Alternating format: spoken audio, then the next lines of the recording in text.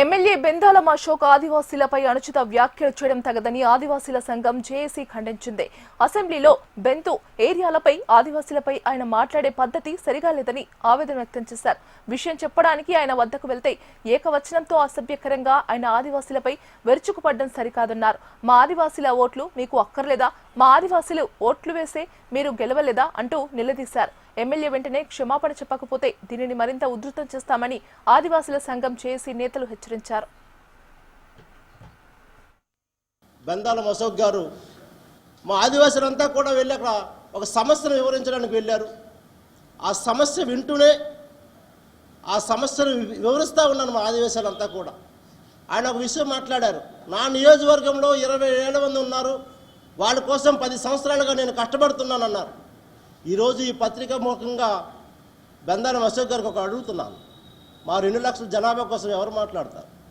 మీ నియోజకవర్గంలో కూడా సుమారుగా 15,000 మంది ఆదివాసులు ఉన్నారే, వాళ్ళ కోసం ఎందుకు ఈరోజు మాట్లాడలేదు? అసెంబ్లీలో ప్రశ్నిస్తా ఉన్నా. బాధ్యత లేదా మీకు? ఈరోజు శ్రీకాకుళం జిల్లాలో బెంతువర్యాలు లేరని చెప్పి గత ప్రభుత్వాలు, గత టీసీఆర్టీఏ కమిటీలు చెప్తున్నప్పుడు కూడా ఆ పక్కన పెట్టి ఓటు రాజకీయాలు చేసుకున్నట్లయితే మీరు 27,000 మంది దగ్గరే ఓటేసి ఎమ్మెల్యేగా గెలవండి, మిగతా నియోజకవర్గాలు మేము ఓడిస్తామని కూడా ఈ సందర్భంగా ఈ తెలుగుదేశం ప్రభుత్వానికి, కూటమి ప్రభుత్వానికి హెచ్చరిస్తున్నాం.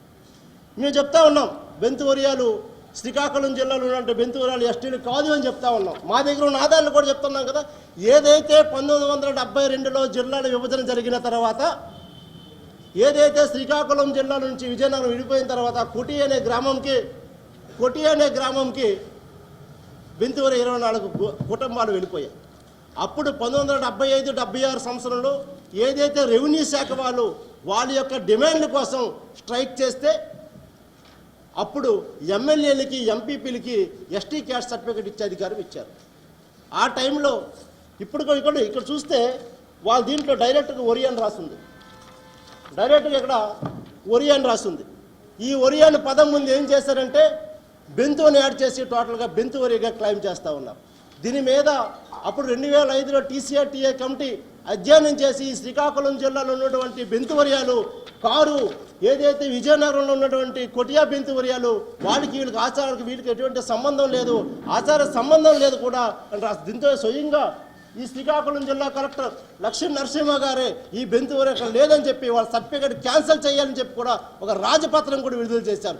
ఇలాంటి ఐఏఎస్ అధికారులే ఇక్కడ కాదు అని చెప్తా ఉంటే మీరు 27,000 మంది ఉన్నారు, మేము వాళ్ళ కోసం పనిచేస్తాం అంటే 2 లక్షల ఆదివాసుల జనాభా తడాకా ఏటో మేము చూపిస్తామని కూడా సందర్భంగా తెలియజేస్తామని.